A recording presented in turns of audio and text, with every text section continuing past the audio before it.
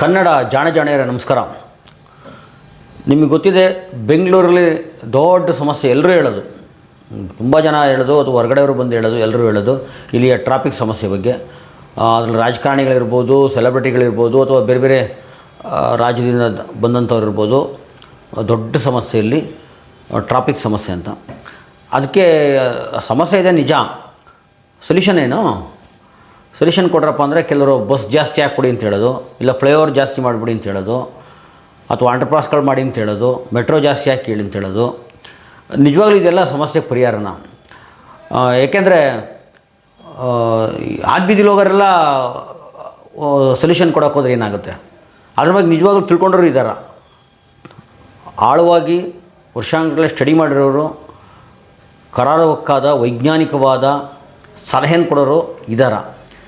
ಅವ್ರನ್ನ ಏನು ಸರ್ಕಾರ ಮಾತಾಡಿಸ್ತಾರೆ, ಸರ್ಕಾರ ಇರ್ಬೋದು, ಸಂಘ ಸಂಸ್ಥೆಗಳಿರ್ಬೋದು, ಯಾರಾದರೂ ಸರಿ, ಅದ್ರ ಬಗ್ಗೆ ಅವ್ರನ್ನ ಮಾತಾಡಿಸುವ ಅಥವಾ ಅವರ ಅನುಭವವನ್ನು ಶೇರ್ ಮಾಡುವ, ಅವ್ರಿಗೆ ಅವಕಾಶ ಕೊಡುವ ಯಾವ ಕೆಲಸ ಮಾಡಿದೆ? ನಾನು ಇದನ್ನೆಲ್ಲ ಹೇಳಿಕ್ಕೆ ಕಾರಣ, IIM ಅನ್ನೋ ಒಂದು ಉನ್ನತ ಶಿಕ್ಷಣ ಸಂಸ್ಥೆ ನಿಮಗೆ ಗೊತ್ತಿರಬೇಕು. ನಮ್ಮ ಬೆಂಗಳೂರಿನ ದಕ್ಷಿಣದ ಸಂಸದ ತೇಜಸ್ವಿ ಸೂರ್ಯ ಅವ್ರನ್ನ ಕರೆದು ಬೆಂಗಳೂರು ಟ್ರಾಫಿಕ್ ಬಗ್ಗೆ ಮಾತಾಡೋಕ್ಕೆ ಹೇಳಿದ್ದಾರೆ. Subject says, how do we solve Bangalore's traffic problem, as though I have a solution, but trust me, I do not have one fully. The title is very promising and something that we all should work towards together too. ನಾನು ಅಂದ್ಕೊಂಡೆ, ತೇಜಸ್ವಿ ಸೂರ್ಯ ಈ traffic ಬಗ್ಗೆ ಏನು ಮಾತಾಡ್ತಾರೆ? ಎಲ್ಲರಂಗೆ ಹೇಳ್ಬೋದು, ಅಯ್ಯೋ ತುಂಬ traffic ಆಗಿಬಿಟ್ಟಿದೆ, ಹಂಗೆ ಹಿಂಗೆ ಅಂತ ಹೇಳ್ಬೋದು ಅಷ್ಟೇ. ಒಬ್ಬ ಸಾಮಾನ್ಯ ಏನು ತಿಳ್ಕೊಂಡಿರ್ತಾನೆ. ಅದಕ್ಕಿಂತ ಹೆಚ್ಚು ತೇಜಸ್ವಿ ಸೂರ್ಯ ಅವರಿಗೆ ಗೊತ್ತಿಲ್ಲ ಅಂತ ಅಂದ್ಕೊಂಡಿದ್ದೀನಿ. ಯಾಕೆ ಅಂದರೆ ಅವರು ಮೂಲತಃ ವಕೀಲರು.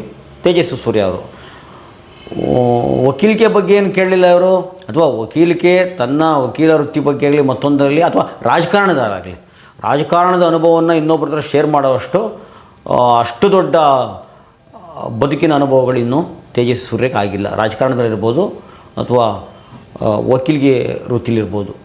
ಆದರೆ ತೇಜಸ್ವಿ ಸೂರ್ಯ ಅವ್ರನ್ನ ಕರ್ಕೊಂಡ್ಬಂದ್ಬಿಟ್ಟು IIM ಅವರು ಬೆಂಗಳೂರು ಟ್ರಾಫಿಕ್ ಬಗ್ಗೆ ಮಾತಾಡಿಸ್ತಾರೆ.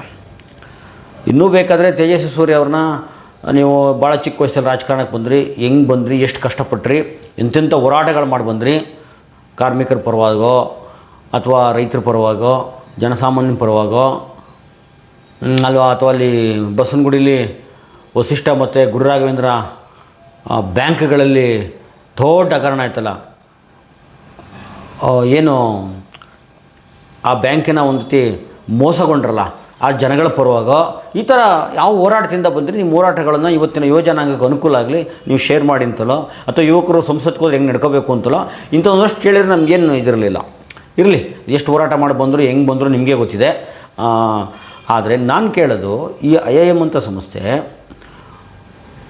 ಒಬ್ಬ ತಜ್ಞರನ್ನು, ಹೌದು ಬೆಂಗಳೂರು ಸಮಸ್ಯೆ ಟ್ರಾಫಿಕ್ ಇದೆ, ಅದೇನು ಪರಿಹಾರ ಇಲ್ಲ ಅಂತಲ್ಲ, ಎಂತೆಂಥೋ ಪರಿಹಾರಕ್ಕೆ ಇದಕ್ಕೆ ಪರಿಹಾರ ಇಲ್ವಾ? ಖಂಡಿತ ಪರಿಹಾರ ಇರುತ್ತೆ. ಅದನ್ನು ಆಚರಣೆ ತರುವ ಇಚ್ಛಾಶಕ್ತಿ, ಮನಸ್ಸು ಸರ್ಕಾರಕ್ಕಾಗಲಿ, ಆ ಸಂಸ್ಥೆಗಾಗಲಿ, ಆ ಡಿಪಾರ್ಟ್ಮೆಂಟ್ಗೆ ಇರಬೇಕು ಫಸ್ಟು. ನಾನು ಕೇಳೋದು, ತೇಜಸ್ವಿ ಸೂರ್ಯಗಿಂತ ಈತ ಏನೂ ಅಲ್ಲ ತೇಜಸ್ವಿ ಈ ವಿಚಾರದಲ್ಲಿ. ಈಗ ನಿಮ್ಗೆ ಗೊತ್ತಿರಬೇಕು, ಟಿ ವಿಗಳಲ್ಲೆಲ್ಲ ಚಂದ್ರಗ್ರಹಣ ಸೂರ್ಯಗ್ರಹಣ ಸಂದರ್ಭದಲ್ಲಿ ಯಾರಂತಂದು ಕೂರಿಸ್ತಾರೆ?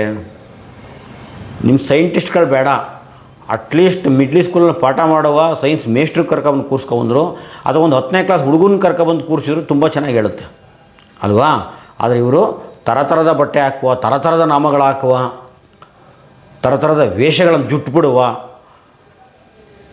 ಬರೀ ಢೋಂಗಿಗಳನ್ನ ಹೇಳುವ ಈ ಜ್ಯೋತಿಷ್ಯನವ ಒಂದು ರೀತಿಯ ಸುಳ್ಳು ಬರುಕರನ್ನು ಕರ್ಕೊಬಂದು ಕೂರಿಸಿ ಜನಗಳನ್ನ ಅಲ್ಲಿ ತಪ್ಪಿಸ್ತಾ ಇರ್ತಾರೆ. ಹಂಗೆ ಈ IIM ಅವರು, ನೀವು ನಿಜವಾಗಲೂ ಸಹ ಅದ್ರ ಬಗ್ಗೆ ಕಾಳಜಿ ಇದ್ದರೆ, ನಿಜವಾಗಲೂ ಅದ್ರ ಬಗ್ಗೆ ಒಂದು ಬೆಳಕು ಚೆಲ್ಲಬೇಕು, ಸರ್ಕಾರದ ಜನಸಾಮಾನ್ಯರ ಗಮನ ಸೆಳೆಯಬೇಕು ಅಂತಿದ್ದರೆ, ಅದ್ರ ಬಗ್ಗೆ ಡೀಪಾಗಿ ಸ್ಟಡಿ ಮಾಡುವ ತಜ್ಞರಿದ್ದಾರೆ, ಅದ್ರ ಬಗ್ಗೆ PhD ಮಾಡಿರಿದ್ದಾರೆ.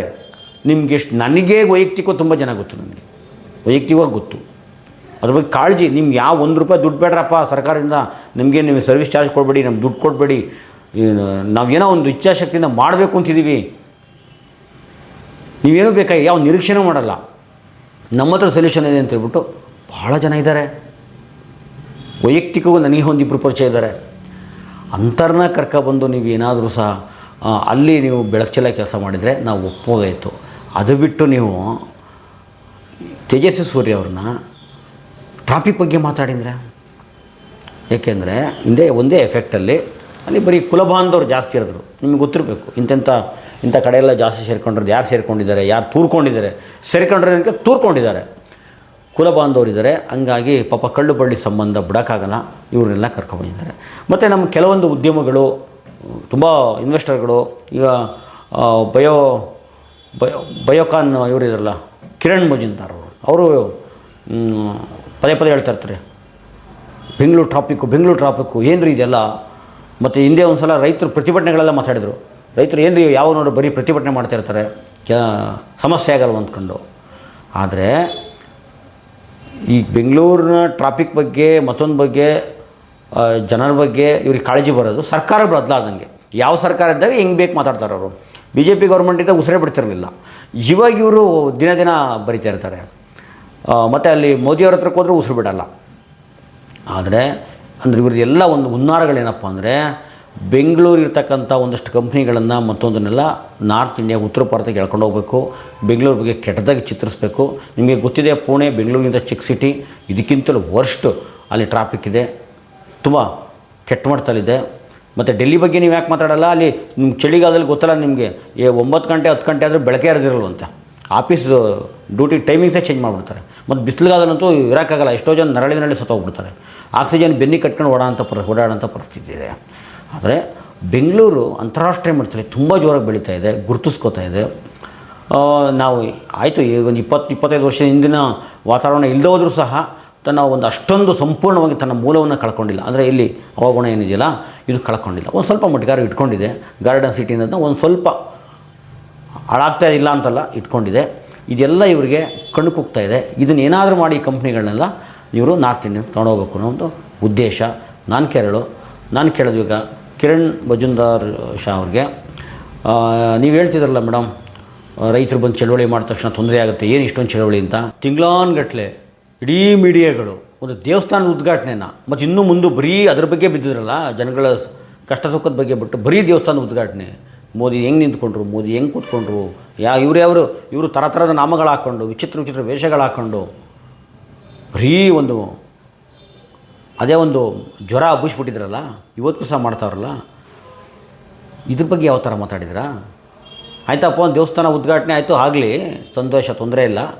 ಆದರೆ ಸಮಸ್ಯೆ ಅದು, ನಿಮ್ಮ ದೇವಸ್ಥಾನ ಉದ್ಘಾಟನೆ ಆದ ತಕ್ಷಣ ಇಲ್ಲಿರೋ ಸಮಸ್ಯೆಗಳ ಬಗೆಹರಿಯಲ್ಲ, ಹೊಟ್ಟೆ ತುಂಬಲ್ಲ, ಬಟ್ಟೆ ಸಿಗಲ್ಲ, ಶಿಕ್ಷಣ ಮತ್ತು ಸಿಕ್ಕಾಬಟ್ಟೆ ನಿಮಗೆ ಹೇಳೋಕ್ಕಾಗದಷ್ಟಿದೆ. ಅದ್ರ ಬಗ್ಗೆ ಮಾತಾಡಿದ್ರೆ ಯಾವತ್ತು?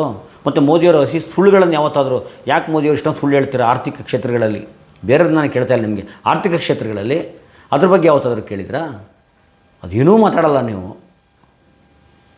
ಇಂಥ ಜಾಣಕೂಡು ತಂಡು ಇಂಥವರೇ ಆಗಿರೋದ್ರು. ಇವ್ರದ್ದೆಲ್ಲ ಹುನ್ನಾರಗಳು ಮಾಡ್ತಾಯಿದ್ದಾರೆ. ನಾನು ಕೇಳೋದು, ಅವರು ತೇಜಸ್ವಿ ಸೂರ್ಯನಂತ ಒಬ್ಬ ಅನಾನುಭವಿ, ಅದ್ರ ಬಗ್ಗೆ ಏನೂ ಗೊತ್ತಿಲ್ಲರೋ ಮನುಷ್ಯನ, ಅಥವಾ ನೀವೇನಾದರೂ ಏನು ಕೆಲಸ ಮಾಡಿದ್ರ ಅದ್ರ ಬಗ್ಗೆ? ತೇಜಸ್ವಿ ಸೂರ್ಯ ಏನು ಕೆಲಸ ಮಾಡಿದ್ದಾರೆ? ಏನೂ ಗೊತ್ತಿಲ್ಲದಿರೋ ಮನುಷ್ಯನ ಕರ್ಕೊಬಂತು ನೀವು ಮಾತಾಡುವಂಥ ದರ್ದೇನಿತ್ತು ಅಂತ ತುಂಬ ಜನ ಇದ್ದಾರೆ. ನಿಮಗೆ ಇದ್ರ ಬಗ್ಗೆ ಹೇಳಿದ್ಮೇಲೆ PhD ಮಾಡ್ಕೊಂಡಿರ್ತಾರೆ, ತುಂಬ ನಾಲೆಡ್ಜರ್ ಇದ್ದಾರೆ, ಆಸಕ್ತಿ ಇರೋರು. ನಿಮ್ಗೆ ಯಾವುದೂ ದುಡ್ಡು ಕಾಸು ಬರೋದಲ್ಲ ನಿಮಗೆ. ಹಂಗಂತ ಹೇಳ್ಬಿಟ್ಟು ಟ್ರಾಫಿಕ್ ಸಂಬಂಧಪಟ್ಟಂಗೆ ಅಂತಲ್ಲ, ನಮಗೆ ವೈಯಕ್ತಿಕವಾಗಿ ಯಾವುದೇ ಲಾಭಗಳ ಆಕಾಂಕ್ಷೆ ಇಲ್ಲದೇ ಮಾಡಲಿಕ್ಕೂ ಸಹ ರೆಡಿ ಇರೋಂಥವ್ರಿದ್ದಾರೆ. ಅದ್ರ ಬಗ್ಗೆ ಡಿಪಾರ್ಟ್ಮೆಂಟ್ ಆಗಲಿ, ಸರ್ಕಾರ ಆಗಲಿ ಆ ಇಚ್ಛಾಶಕ್ತಿನೂ ಇಲ್ಲ, ಗಮನವೂ ಕೊಡ್ತಾಯಿಲ್ಲ. ಬರೀ ಈ ಥರ ಈ ಹುನ್ನಾರಗಳು ಮಾಡ್ಕೊಂಡಿದ್ದಾರೆ ಅಂತ ಹೇಳ್ತಾ, ಇದ್ರ ಬಗ್ಗೆ ಸಾರ್ವಜನಿಕರಾಗಲಿ ಸರ್ಕಾರ ಗಮನ ಸೆಳೆಯಬೇಕು ಅಂತ ಹೇಳ್ತಾ ನಾನು ಮಾತು ಮುಗಿಸ್ತಾ ಇದ್ದೀನಿ. ಎಲ್ರಿಗೂ ಸಹ ನಮಸ್ಕಾರ.